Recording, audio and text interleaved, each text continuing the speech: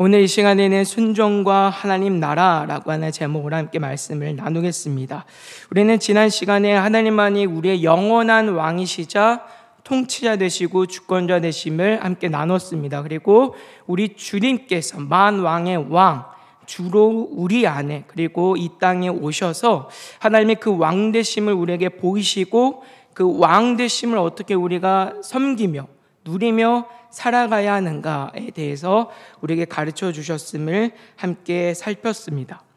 그리고 우리는 오늘 말씀을 통하여서 그 하나님 나라를 살아가는 백성으로서 그 하나님의 통치와 주권을 어떻게 우리의 삶 가운데 드러내며 살아야 하는가에 대해서 함께 나누게 됩니다. 순종이라고 하는 일입니다. 우리 주님께서는요, 우리에게 기도를 가르치실 때 이런 말씀하셨어요. 하나님의 뜻이 하늘에서 이루어진 것 같이 어디서도 이루어지기를 구하라고요? 땅에서도 이루어지기를 구하라라고 우리에게 가르쳐 주셨어요. 하나님의 주권과 하나님의 뜻은 안 미치는 곳이 없습니다.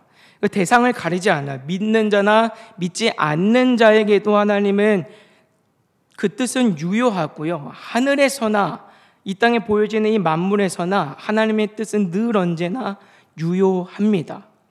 우리 주님께서 그래서 하늘에서 하나님의 뜻이 이루어진 것 같이 땅에서도 이루어지기를 간구하라 라고 말씀하신 바는 무슨 일이냐면 그 보여지지 않는 완전한 하나님의 나라에서 하나님의 뜻이 이루어지고 성취가 된 그 일들이 오늘 이 땅에 내 삶에 우리의 삶 가운데 드러나져야 한다라고 하는 거예요. 보여져야 한다라고 하는 겁니다. 별개가 아니에요. 이미 이루어진 하나님의 나라, 그리고 그 나라 안에서 완전히 성취되고 다스려지는 하나님의 뜻이 이 땅 가운데 밝히 드러나줘야 되는데, 그것이 우리의 삶에 보여줘야 되는데 그 방식이 무엇이냐면 순종이라고 하는 거예요. 우리는 하나님의 말씀에 대해서 순종하는 일을 자꾸 이상하게 생각을 해요. 구원을 받기 위한 어떤 조건처럼 생각을 하고요. 또 어떤 경우에는 내가 이 땅에 필요한 것들, 더 많은 것들을 누리기 위한 어떤 수단과 방법으로서 이 순종을 생각할 때가 참 많이 있어요. 하나님, 오늘 내가 예배했으니까, 하나님, 오늘 내가 기도했으니까, 하나님, 오늘 내가 이렇게 봉사했으니까, 헌신했으니까 하나님 이건 내게 주셔야 합니다. 이렇게 생각하는 경우들이 너무 많은 것이죠. 어떤 경우에는 내가 하나님 말씀대로 살아가야만, 순종해야만 이 구원을 받는다라고 자꾸 그렇게 생각하는 경우가 있어요. 근데 순종은 그런 의미가 아니에요. 순종은요, 그것보다 더 중요하고 더 깊은 의미를 가져요. 하나님 나라를 살아가는 방식인 거예요. 하나님의 우리의 왕 되심을 이 땅 가운데 온전히 드러내는 것. 하나님은 우리의 왕이시기 때문에 하나님의 모든 통치와 질서와 그 공의를 따라 살아감으로 말미암아 이 땅 가운데서도 우리의 삶 가운데서도 하나님의 그 주권과 영광과 하나님의 은혜의 역사와 뜻이 밝히 드러나 보이도록 하는 것, 그것이 오늘 우리가 순종으로 말미암아 이루는 일이고, 그것이 오늘 우리가 이 땅 가운데 하나님의 나라를 이루며 살아간다라고 하는 의미가 되는 것이죠. 그래서 하나님께서는 우리를 구원하시고 다시 어디로 보내시냐면 세상으로 보내세요. 제가 하나님의 구원의 은혜를 생각하면서 항상 느끼는 것 중에, 항상 궁금했던 것 중에 하나가 그거였어요. 하나님은 우리를 구원하시고 왜 다시 우리를 세상 속에서 살아가게 하실까라고 하는 질문이 컸어요. 하나님께서 우리를 죄악에서 건지신 건 너무 좋은 일이에요. 이제 하나님 안에서 내가 기쁨 누리며 살아가면 되는구나 싶은데, 그런데 하나님은 여전히 우리가 이 땅 가운데서 우리의 삶의 자리에서 여러 가지 삶의 이제 모습들을 가지고 세상 속에서 살아가게 하시죠. 하나님이 단번에 우리를 영화롭게 하지 못해서 그러신 건 아니에요. 이유가 있는 것이죠. 그 이유가 무엇이에요? 이 땅 가운데서 하나님의 그 나라가 저와 여러분들의 삶을 통하여 보여지기를 기뻐하셨기 때문이란 말이에요. 그것이 순종이에요. 하나님의 말씀을 따라 하나님께서 정하신 질서와 하나님께서 정해놓으신 그 규범 안에서 우리는 살아갑니다. 그리고 그것들을 통하여서 하나님의 왕되심과 하나님의 주권과 하나님의 뜻을 내 삶에 나타내 보이죠. 그렇게 하나님의 나라는 드러나 보여지는 거예요. 그런데 문제는 무엇이냐면 우리가 하나님 앞에서 그렇게 순종하지 못할 때가 너무너무 많다라고 하는 점입니다. 오늘 본문은 여호와의 사자가 길갈에서부터 복임으로 올라왔다라고 하는 말씀으로 시작을 합니다. 이 장면을 앞서 1장에서 유다 지파가 이제 가나안 정복을 위한 선봉에 서서 남은 가나안 땅을 정복해가는 과정 뒤에 이제 있게 된 일인데, 여기서 하나님은 하나님의 언약에 대해서 말씀하시면서 이스라엘 백성들이 가나안 땅을 차지할 수 있었던 가장 중요한 이유가 하나님의 언약과 그 언약을 신실하게 이루어가시는 하나님께 있다라고 하는 사실들을 먼저 상기시키고 있어요. 1절 말씀입니다. 여호와의 사자가 길갈에서부터 복임으로 올라와 말하되 내가 너희를 애굽에서 올라가게 하여 내가 너희의 조상들에게 맹세한 땅으로 들어가게 하였으며 또 내가 이르기를 내가 너희와 함께한 언약을 영원히 어기지 아니하리니. 아멘. 하나님께서는 분명히 말씀하고 계세요. 너희가 가나안 땅에 들어가서 그 땅을 차지할 수 있는 이유는 내가 너희에게 약속했고 그 약속한 대로 차지하도록 했기 때문이다. 온전히 하나님의 주권과 은혜의 역사다라고 하는 것들을 말씀하고 계세요. 그래서 오늘 하나님의 사자가 어디서부터 왔다고 그래요? 길갈에서부터 올라왔다라고 하는 이 말씀이 굉장히 중요합니다. 길갈은요, 요단강 서쪽에 있는 지역인데 여리고성에 가까이 있는 지역이에요. 이스라엘 백성들이 출애굽하고 요단강을 건너온 뒤에 이스라엘 백성들이 이 길갈 지역에 머물면서 무엇을 했냐면 하나님 앞에서 할례를 행했어요.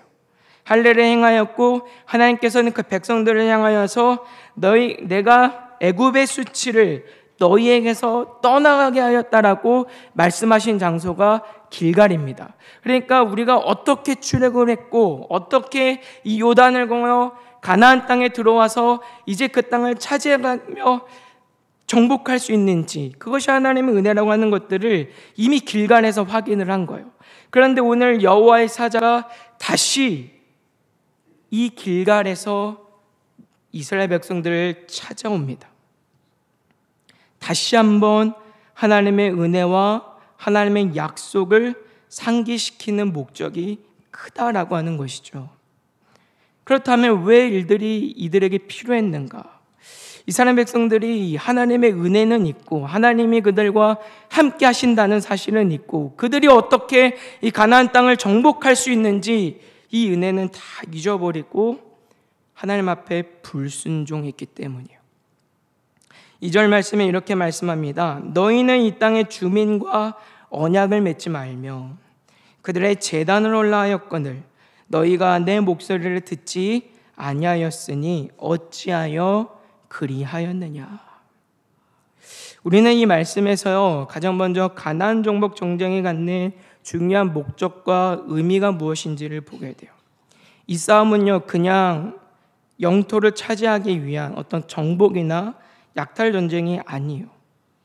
악한 세상의 문화와 질서들을 정복하고 무너뜨리고 그것들을 깨끗하게 정결하게 하여서 하나님의 공의와 질서를 세우고 하나님이 다스리시는 그 하나님 나라를 세우기 위한 목적이 가나안 전쟁에 갖는 이유였어요.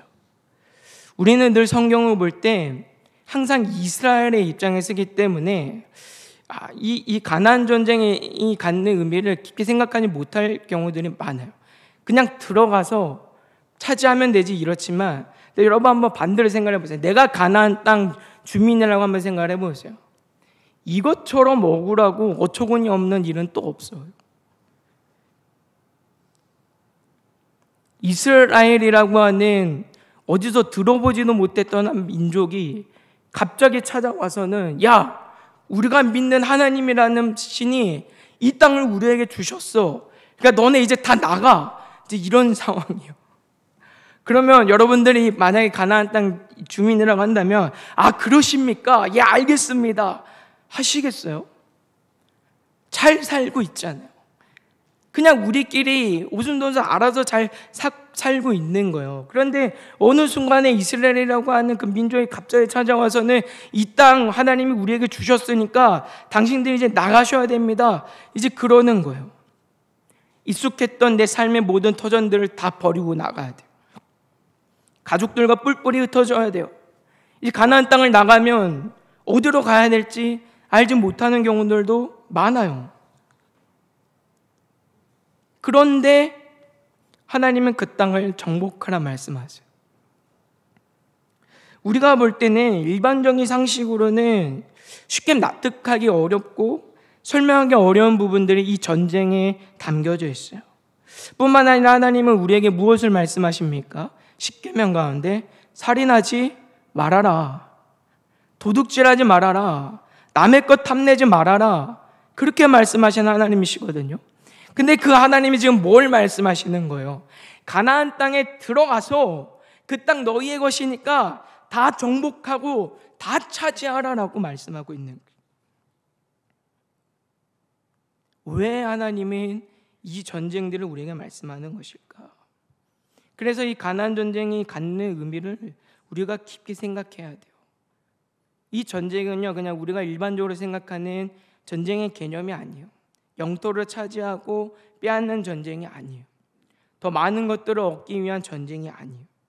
하나님의 나라, 하나님의 다스림이 있는 하나님의 공의와 하나님의 그 질서, 하나님이 창조 때에 세우신 그 아름다운 창조의 질서를 회복하고 세우기 위한 전쟁이 가나안 전쟁이었단 말이에요. 가나안 땅에 만연한 우상과 죄악의 모든 문화들을 다 깨뜨리고 무너뜨려서 온전히 하나님만을 경외하는 나라, 그 나라를 세우기 위한 전쟁이 가나안 정복 전쟁이었던 것이죠. 그렇게 우리는 이 땅 가운데 하나님의 왕 되심과 하나님의 주권을 드러내도록 부름받은 거예요. 그래서 이 전쟁을 수행함에 있어서 하나님께서 이스라엘 백성들에게 금지하신 게 있죠. 약탈을 금지하셨어요. 전리품이나 어떤 물건들을 가지지 못하게 하셨어요. 그래서 여호수아 7장 같은 말씀에 보시면 아간이 전쟁 이후에 약탈한 일로 인해서 이스라엘 백성들은 여리고를 무너뜨렸음에도 불구하고 그것보다 작은 아이성 전투에서 처음으로 대패합니다. 뿐만 아니라 이스라엘이 가나안 땅을 정복하는 과정들 속에 보시면요, 이방인이지만 그럼에도 불구하고 이스라엘 백성들로 편입된 이들의 모습을 보게 돼요. 대표적인 인물이 라합이죠. 라합은 가나안 사람이자 몸을 파는 여인이었어요. 그녀는 이스라엘 백성들에게 있어서 완벽한 외인이자 완벽한 죄인의 신분에 있는 사람입니다. 만약 가나안 정복이 그저 약탈과 죽음을 위한 전쟁이었다고 한다면 이 여인은 반드시 죽임을 당해야 되는 여인이었어요. 그러나 오늘 우리가 성경에서 보는 것처럼 라합은 어떻게 행동합니까? 그녀는 하나님을 두려워할 줄 아는 마음을 가지고 이스라엘 정탐꾼들이 왔을 때 그들을 돕고 그들을 숨겨주는 역할을 하였고, 그리고 가나안 땅을 정복해가는 그 과정들 속에서 이스라엘 백성들과 함께 걸어가는 모습들을 볼 수 있습니다. 모세의 장인도 마찬가지였어요. 사사기 1장 16절은 우리에게 이렇게 말씀합니다. 모세의 장인은 겐 사람이라 그의 자손이 유다 자손과 함께 종려나무 성읍에서 올라가서 아랏 남방의 유다 황무지에 이르러 그 백성 중에 거주하니라. 아멘. 성경이 분명히 말씀해요. 모세의 장인은 이방 사람이에요. 만약 가나안 정복이 그냥 이방 민족들을 학살하는 전쟁이었다고 한다면 이 사람 죽어야 마땅한 사람이에요. 죽었어야 돼요. 그런데 오늘 성경은 어떻게 얘기하고 있습니까?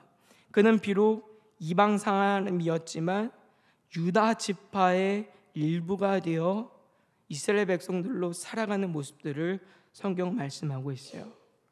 이런 부분들을 우리가 보면 가나안 정복 전쟁이 갖는 목적이 어디에 있었는지 다시 한번 볼 수가 있는 거야. 그냥 우리가 생각하는 것처럼 어떤 무언가를 약탈하거나 빼앗는 것이 아니고, 또는 어떤 부나 명예를 얻기 위한 싸움이 아니라 그 땅의 만연한 죄악과 싸워서 이겨내서 무너진 하나님의 공의와 질서를 회복하여 하나님 나라를 세우는 거룩한 영적인 싸움이었다라고 하는 것이죠. 그래서 오늘 본문 2절에서도 하나님은 뭐라 말씀합니까?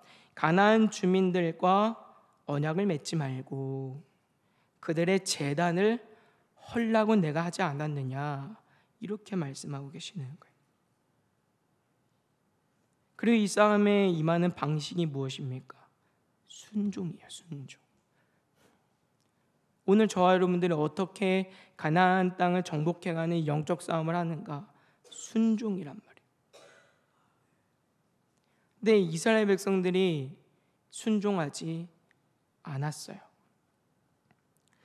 사사기 1장 3절 이후의 말씀을 보시면요, 처음에는 유다 지파를 중심으로 해서 이 가나안 땅을 성공적으로 차례차례 정복해 나가는 과정들을 볼 수 있는데, 대표적으로 갈렙이라던가 우리가 첫 번째 사사로 알고 있는 온니엘 같은 이들이 이제 등장하는 모습들을 보게 됩니다.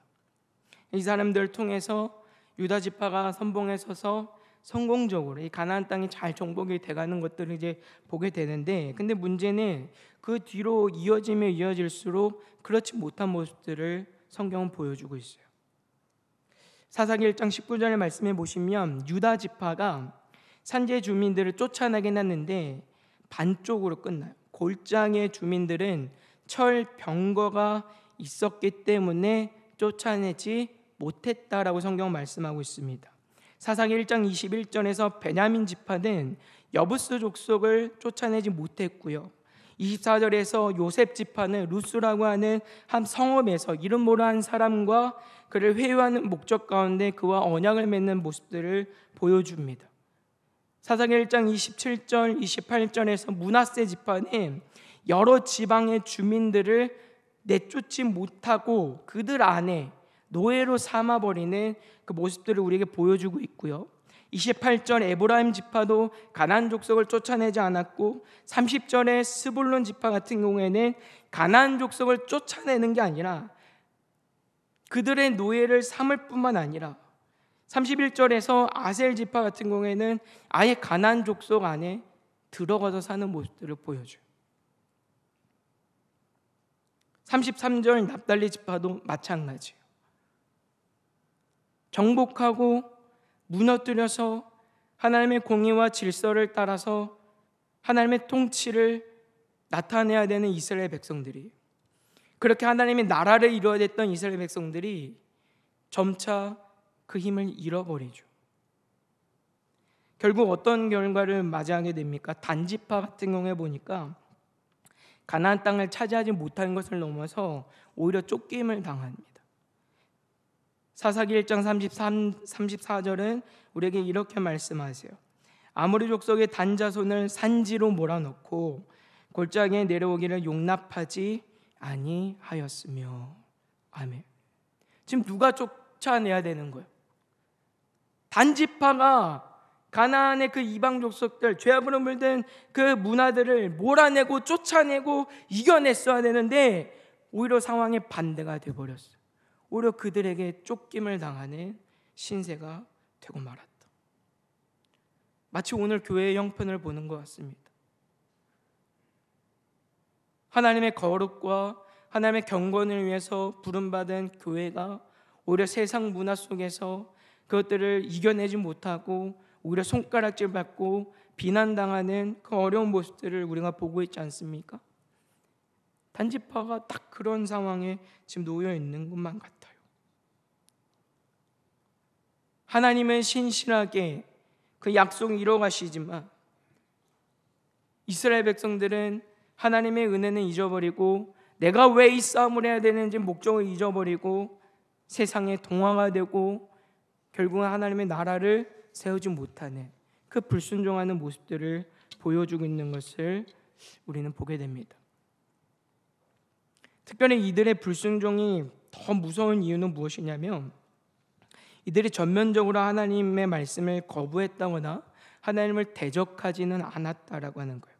그들이 볼 때는 겉으로는 분명히 가나안 정복 전쟁을 감당하고 있었어요.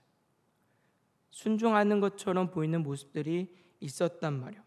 뿐만 아니라 이들이 하나님께 불순종할 때도요, 나 하나님 말씀대로 안 살랍니다, 답답해 죽겠습니다, 이런 마음을 불순종하지 않았어요. 하나님, 나 하나님 미워요,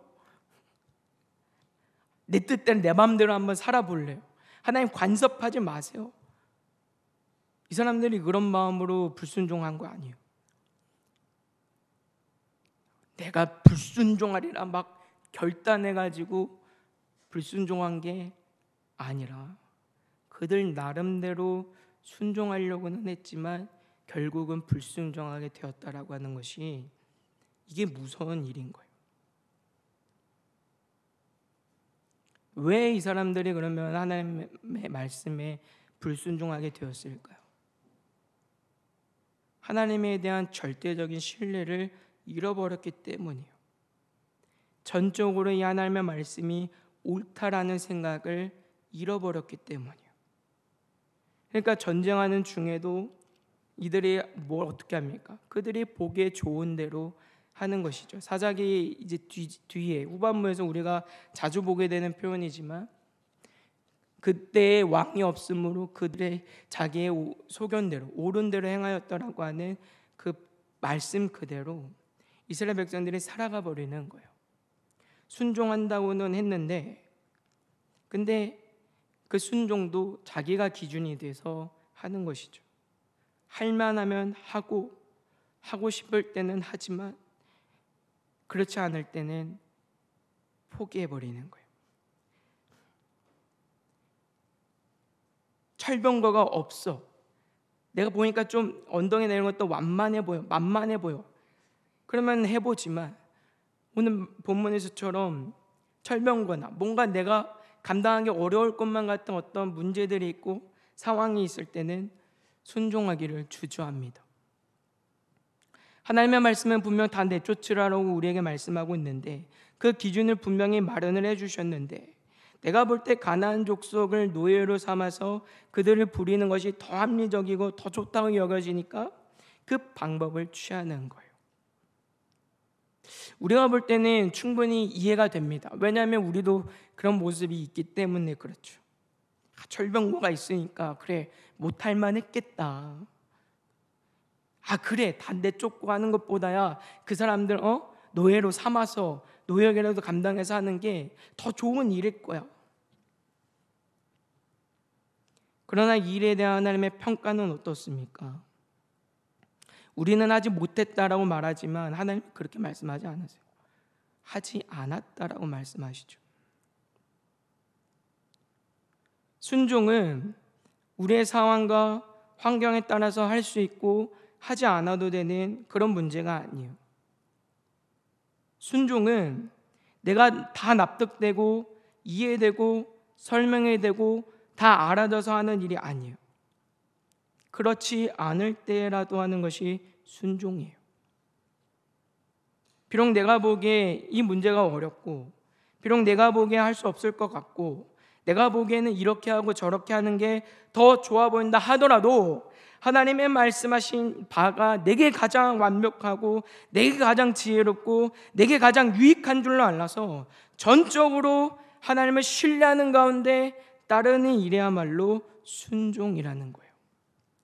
그럴 때야 비로소 우리의 삶에 하나님의 뜻이 이루어지는 그 하나님의 나라가 보여진다는 것이죠.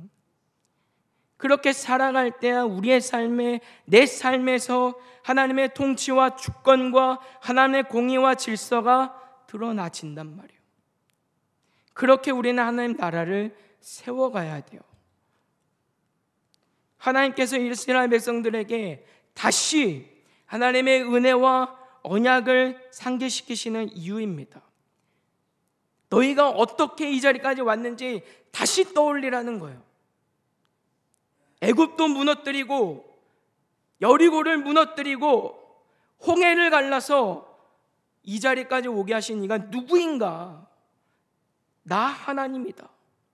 하나님보다 크신 이가 없고, 하나님보다 완전하신 이가 없고, 하나님이 우리와 함께 하시며 도우시기 때문에 어떤 경우, 어떤 상황이라도 우리가 하나님께 순종하지 않을 수 있는 이유는 없다를 말씀하시는 것이죠. 그래서 하나님은 우리에게 말씀하세요. 왜 하지 못했느냐가 아니라 왜 하지 않았느냐. 노아를 한번 생각을 해보시죠. 노아는 하나님께서 방주를 지으라 말씀하실 때 그 말씀 그대로 순종한 아주 순종의 대표적인 사람입니다. 그는 전문 목수가 아니에요. 배를 만들거나 나무를 다루는 일이 그에게 익숙하지 않아요. 그러고 뭐 쉬웠겠습니까? 그런데 어느 날 갑자기 하나님이 노아를 부르시더니 방주 만들어야 돼, 만들어, 이렇게 하시는 거예요. 그럼 어떡해? 하나님, 나는 목수가 아닙니다. 나는 배를 만들어 본 적이 없습니다. 노아가 그렇게 해요? 아니죠. 그 즉시로 어떻게 합니까? 나무 배로 가는 거죠. 자녀들 데리고 가서 온 가족들이 나무 베고 절제하고 하나님이 말씀하신 대로 그 도면을 따라서 방주를 지어가는 것이죠. 하나님께서 배를 만들 때도 다 일일이 알려주셨어요. 창은 어떻게 들어가고 규격은 어떻게 해야 되고 그 하나님이 다 말씀해 주셨는데, 여러분 노아라고 그 도면 볼 때 그렇구나, 이건 이렇게 해야 되는구나, 다 이해해서 했을까요? 아니, 도대체 창은 왜 이렇게 만들라는 거야? 여기에는 창문이 여기에 있는 게 더 좋아 보이는데 왜 하나님이 여기다 만들려고 하시는 거지? 노아라고 그런 마음 없었겠습니까?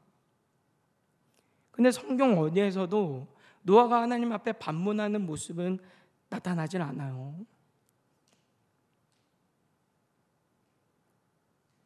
더군다나 비는 언제 오르는지 기약도 없죠. 당장 내일이면 올 것 같고, 이제 방주가 다 지어질 때쯤 됐으니까 이제나 오겠구나 하지만 비가 언제 올는지는 알지 못해요. 그리고 수많은 사람들이 바보라고 손가락질하고 조롱하죠. 그것을 견뎌야 되는 노아의 마음은 어땠을까요? 그런데 노아는 어떻게 합니까? 끝까지 맡겨진 자리를 벗어나질 않죠. 묵묵히 그가 해야 할 일을 집중하고 따릅니다. 그렇게 노아는 그 삶으로 하나님의 주권과 하나님의 통치를 나타내 보이고, 죄악이 만연한 그 세상 속에서도 하나님의 나라를 나타내 보이며 살아가는 사람이었어요. 하나님이 우리에게 원하시는 순종이고 이스라엘 백성들이 해야 했던 순종이에요. 오늘 본문 3절에서는 또 하나님이 그들의 불순종에 대해서 이렇게 말씀합니다. 그러므로 내가 또 말하기를 내가 그들을 너희 앞에서 쫓아내지 아니하리니 그들이 너희 옆구리에 가시가 될 것이며 그들의 신들이 너희에게 올무가 되리라 하였노라. 아멘. 여기서 성경은 옆구리에 가시가 될 것이다 이제 이렇게 번역을 하고 있는데, 이건 약간 좀 의역이 된 부분이에요. 원어를 보시면 가시라고 하는 말은 없습니다. 가시라는 말은 없고 그냥 이제 옆구리들이라고 하는 이제 표현으로 나오는데, 이 부분은 우리가 이제 좀 은유적으로 좀 이해를 해야 될 필요가 있어요. 왜 옆구리라고 할까? 그 옆구리라고 하는 것은 그만큼 밀접하고 가까운 관계 속에 있다라고 하는 것들을 이제 표현해 주는 그런 내용입니다. 그러니까 하나님께서 이 말씀을 통해서 뭐라 말씀하시는가 보면 이스라엘 백성들이 왜 불순종하지 않았는가를 보여주시는 거예요. 그들이 하나님보다 세상을 더 가까이 했고 그들이 하나님보다 그들이 원하는 바를 더 사랑했다라고 하는 것이죠. 이 말씀을 결코 하나님께서 우리를 불의하게 만드시거나 그런 의미가 아닙니다. 이스라엘 스스로가 가나안 문화와 세상의 죄악들을 스스로가 가까이 할 때 하나님께서 그 문제들에 대해서 그냥 내버려 두신다라고 하는 일인데, 하나님은 이런 일들을 통하여서 우리의 불순종이 어디에서부터 시작이 되고 있는지를 보여주고 계시는 거예요. 하나님에 대한 신뢰가 없어요. 하나님의 자리에 다른 무언가를 대체해 놓고 하나님보다 더 사랑하는 것들을 가지고 살아가는 모습들을 우리에게 말씀합니다. 그래서 하나님은 오늘 길갈에서부터 여호와의 사자를 보내셔서 하나님의 은혜와 역사들을 상기시키시고 하나님보다 더 크신 이가 없다라고 하는 사실을, 그리고 우리가 여기까지 오기까지 하나님의 은혜와 하나님의 역사라고 하는 사실들을 다시 한번 기억하게 하여서 이스라엘 백성들에게 맡겨진 하나님의 나라를 이루는 그 순종의 삶을 살아갈 수 있도록 독려하시는 모습들을 오늘 우리는 말씀을 통해 보게 됩니다. 결론적으로 오늘 이스라엘 백성들은 하나님께 불순종함으로 가나안 정복 전쟁은 실패로 끝이 납니다. 온전히 하나님의 나라를 이루는 일에 실패해요. 그리고 그 결과는 굉장히 비참합니다.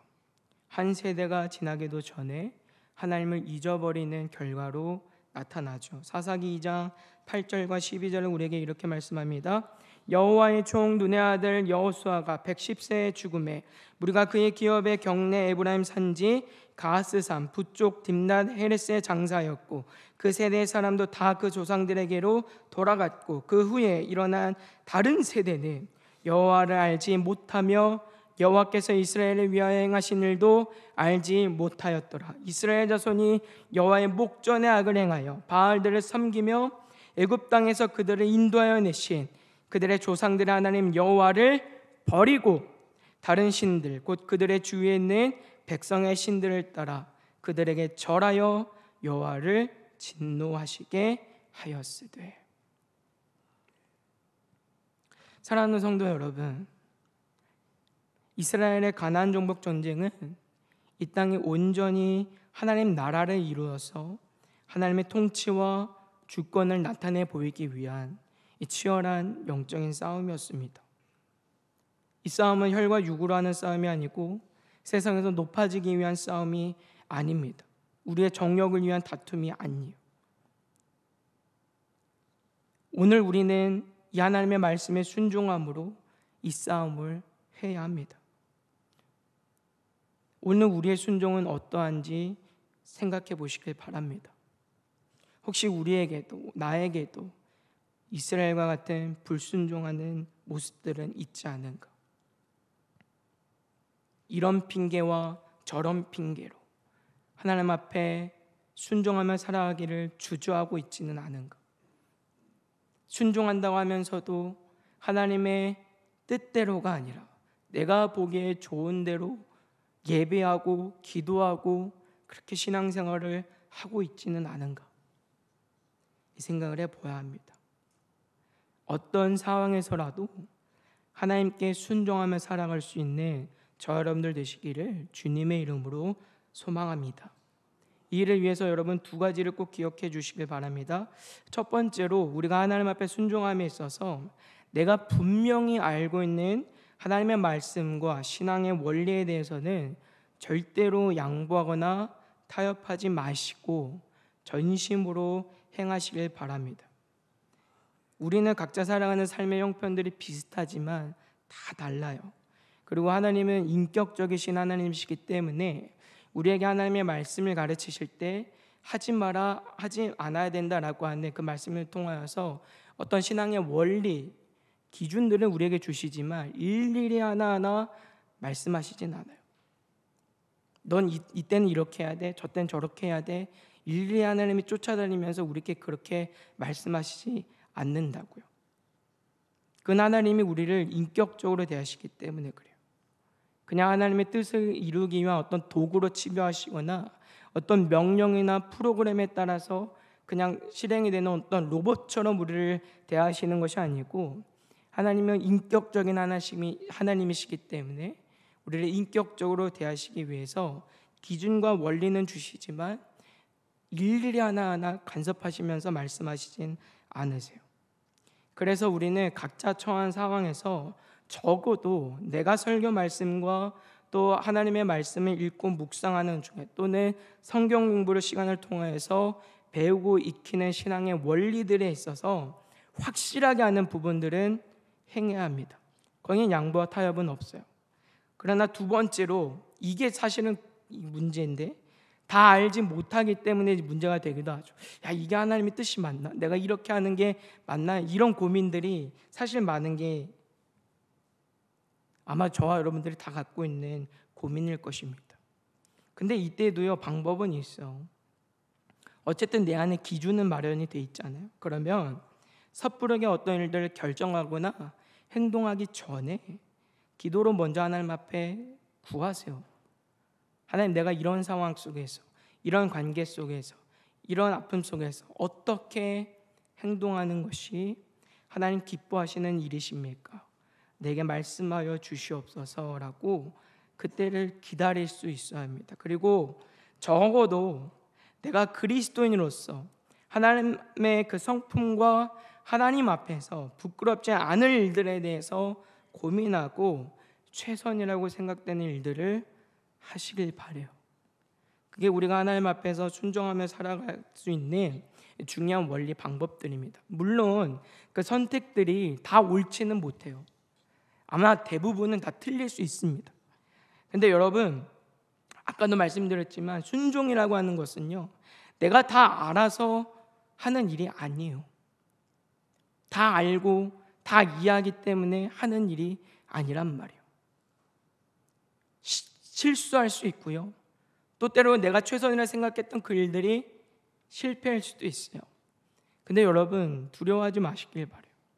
하나님은 우리의 실패와 실수를 넘어서도 역사하시는 전지전능하신 하나님이십니다. 오늘 내 실수와 오늘 내 실패가 하나님의 뜻을 이루는데 결코 방해가 되지 않아요.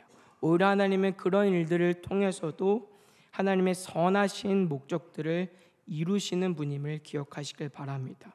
성경은 믿는 자들에겐 모든 것이 합력하여 선을 이룬다라고 우리에게 가르쳐주고 계세요. 그렇기 때문에 중요한 것은 내가 알아서 순종하는 게 아니고요, 그래도 하나님의 말씀에 따라서 세워진 그 기준을 따라 내가 하나님의 말씀대로 살아가 보려고 하는, 이 순종하려고 하는 태도, 싸움이 있어야 한다라고 하는 겁니다. 그렇기 때문에 우리는 늘 날마다 하나님의 말씀에 귀 기울여서 내가 알고 있는 바가 분명한가를 매일 확인해야 되고요, 매일매일 그 말씀을 통하여서 내 안에 기준점들을 마련하고 분별할 수 있도록 하나님의 은혜를 구해야 합니다. 그렇게 우리가 매 순간 매일의 삶에서 하나님의 나라를 이루어가며 살아가는 복된 은혜가 있게 되기를 주님의 이름으로 소망합니다. 시간 함께 찬양하고 기도하겠습니다.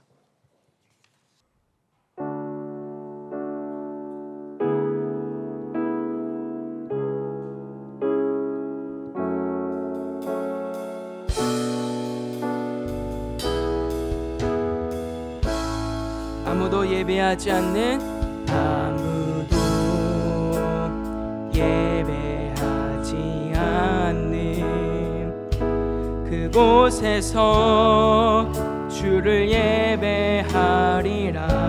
아무도 찬양하지 않는, 아무도 찬양하지 않는 그곳에서 주를 찬양하리라.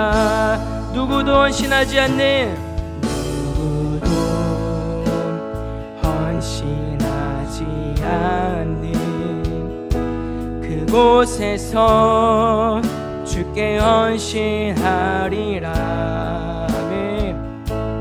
누구도 증거하지 않는 그곳에서 나 주를 증거하리라. 내가 밟는 모든 땅, 내가 밟는 모든 땅 주를 예배하게 하소서. 주를 예배하게 하소서. 주의 보혈로 덮어지게 하소서. 내가 선이고 주의 거룩한 곳 되게 하소서. 주의 향기로 물 내가 밟는 모든 땅, 내가 밟는 모든 땅 주를 예배하게 하소서. 아멘. 주의 보혈로 덮어지게 하소서. 내가 선 이곳 주의 거룩한 곳 되게 하소서. 주의 향기로 물들이소서. 자, 말씀 기억하며 함께 기도합시다. 우리 하나님 앞에 순종하는 믿음을 구하며 나아갑시다. 여러분, 순종은요 하나님의 나라를 이루는 싸움이고 하나님의 나라를 이루는 방법입니다. 오늘 하나님은 우리에게 말씀하고 계세요. 순종하지 않을 수 있는 이유는 없다라고 우리에게 말씀하고 계세요. 어려우면 어려운 대로, 내가 믿음이 없으면 믿음이 없는 대로 그때라도 우리는 순종하는 모습이 있어야 돼요. 먼저 이 시간 함께 기도하실 때 하나님, 내가 먼저 하나님 앞에 순종하며 사는 거룩한 삶이 될 수 있도록 믿음을 더해달라고 기도하시고, 또 그 삶을 통하여 우리가 받는 우리의 삶의 곳곳들이, 사랑하는 우리의 가정과 우리 직장과 일터와 삶의 자리자리들이 하나님의 나라가 되는 은혜가 있게 해달라고 우리 간절한 마음으로 주의를 함께 부르짖으시고 기도하며 나가도록 하겠습니다. 함께 기도합니다. 주여, 사랑의 아버지 하나님, 이 시간 우리의 믿음을 위하여 기도합니다. 순종하는 믿음을 위하여 기도합니다. 순종은 우리가 구원을 이루기 위한 방법이 아닙니다. 이 땅의 많은 것들을 이뤄내기 위한 하나님 아버지의 방법이 아닙니다. 이 땅에 온전히 우리의 만왕의 왕 대신 하나님의 질서와 하나님의 공의를 세우는 하나님 아버지의 치열의 영적인 싸움입니다. 하나님 아버지, 먼저는 내가 하나님 아버지 앞에 온전히 순종함으로 하나님 아버지 네 안에 하나님 나라가 온전히 이루어질 수 있도록 주여 은혜를 허락하여 주시고, 그 삶의 모습과 우리의 믿음을 통하여서 우리 사랑하는 가정과 우리 살아가는 교회와 우리 살아가는 직장과 사회와 정말 하나님 아버지 우리가 받는 곳곳마다 주의 보혈로 덮어주시고 하나님을 예배하며 하나님을 경외하는 하나님의 나라가 될 수 있도록 주여 은혜를 넣어 주시옵소서. 아버지, 은혜를 허락하여 주시옵소서.